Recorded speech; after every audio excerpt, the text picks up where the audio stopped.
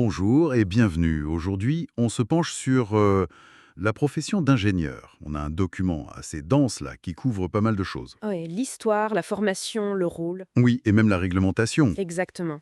L'idée, c'est vraiment de cerner ce que c'est un ingénieur aujourd'hui et de comprendre pourquoi sa formation est si cruciale. Mhm. Alors, la question de base, toute simple, un ingénieur, c'est quoi au juste? Ah, c'est la grande question. Si on regarde les définitions modernes comme celle de la CETI en France, La commission des titres d'ingénieur. voilà, c'est ça. Pour eux, l'ingénieur, il résout des problèmes technologiques, concrets, souvent complexes, hein. Ça va de la conception à la mise en œuvre de produits, de systèmes. D'accord. Historiquement, c'est intéressant, le terme vient du militaire, genre 1681, les constructeurs de fortifications. Ah oui. Puis après, vers 1795, on a eu les ponts et chaussées, le civil. Mais aujourd'hui, bon, c'est beaucoup plus large. On entend souvent l'opposition. Ingénieur d'un côté, scientifique de l'autre. C'est quoi la différence clé, simplement? Il y a une citation que j'aime bien de Theodor von Karman. Ah, Il dit «Les scientifiques étudient le monde tel qu'il est, les ingénieurs créent un monde qui n'a jamais existé». C'est assez parlant, non? oui, c'est pas mal ça. Le scientifique explore, l'ingénieur construit en gros. C'est ça. L'un développe la connaissance pure, l'autre l'applique pour créer du neuf, pour répondre à un besoin pratique. Penseur contre faiseur. Même si la frontière est floue parfois. Exactement, ça peut se recouper. Et donc, ce rôle de créateur, quel est son impact principal dans notre société? Ah, il est fondamental. Ce sont eux, les ingénieurs, qui conçoivent, qui réalisent, qui gèrent une bonne partie de nos infrastructures. Les routes, les bâtiments, l'énergie? Oui, l'eau, les télécoms, tout ce qui fait tourner le pays, quoi. Ça a un impact direct sur notre qualité de vie, sur l'économie aussi, évidemment. C'est un moteur. Et ça implique une sacrée responsabilité, j'imagine. Énorme, surtout vis-à-vis de la sécurité des gens et de plus en plus de l'environnement. C'est pour ça qu'on a des codes de déontologie. Comme au Québec. Oui, par exemple, l'Ordre des ingénieurs du Québec, l'OIQ, insiste beaucoup là-dessus. Respect de la vie, de l'environnement, des biens, c'est central dans leur approche. Vu cette responsabilité, les compétences demandées doivent être hyper variées, non? La formation doit être complexe. Ah oui, absolument. La base scientifique et technique, elle est indispensable, bien sûr, mais ça suffit plus du tout. Quoi d'autre alors? Toutes les compétences transversales. Savoir résoudre des problèmes vraiment complexes, des trucs nouveaux, bien communiquer, c'est essentiel. Travailler en équipe, l'éthique, on en parlait, la gestion de projet. Et surtout, Surtout, être capable d'apprendre tout le temps.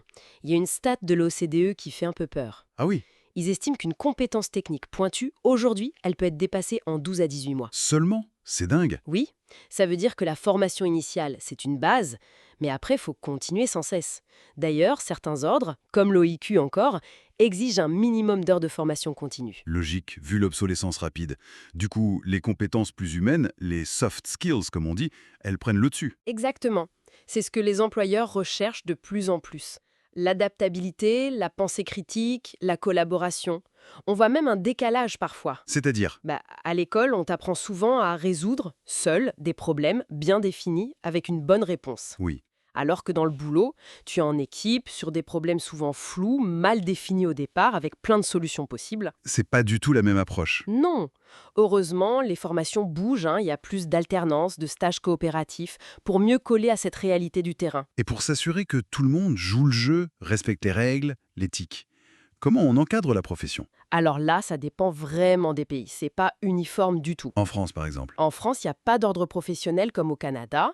C'est la CITI, la commission dont on parlait, qui date de 1934 d'ailleurs. Oui, Elle accrédite les formations. C'est l'école qui donne le droit au titre d'ingénieur diplômé. d'accord, c'est la formation qui est validée. Et ailleurs? Au Canada, c'est différent. Chaque province a son ordre, comme l'OIQ. Eux, ils réglementent l'accès à la profession. Ils délivrent le titre ingé, qui est protégé, à des personnes qui ont le diplôme requis, mais aussi l'expérience et qui sont inscrites à l'ordre. C'est la personne et sa pratique qui sont encadrées. Voilà. Et au Maroc, pour prendre un autre exemple, il y a un texte ancien, un daïr de 1949, qui réglemente le port du titre d'ingénieur. Et plus récemment, en 2011, un statut spécifique pour les ingénieurs de la fonction publique. Bon, si on essaye de résumer tout ça, être ingénieur aujourd'hui, c'est bien plus qu'être un expert technique pointu. Ah oui, largement. C'est un mélange de savoir scientifique, solide, de capacité à innover, à résoudre des problèmes en équipe, avec une dimension éthique forte. Et une obligation quasi permanente de s'adapter, d'apprendre. C'est ça, c'est vraiment un acteur clé du progrès à l'interface de la technique et de la société. Précisément, un rôle en constante évolution. Et pour conclure, peut-être une question pour aller plus loin. Avec l'intelligence artificielle qui prend en charge de plus en plus de tâches techniques, quelle sera la compétence vraiment humaine?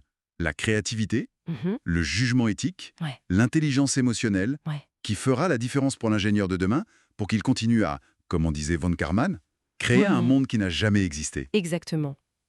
Voilà une question intéressante à méditer. Merci de nous avoir rejoints pour cette exploration. Merci.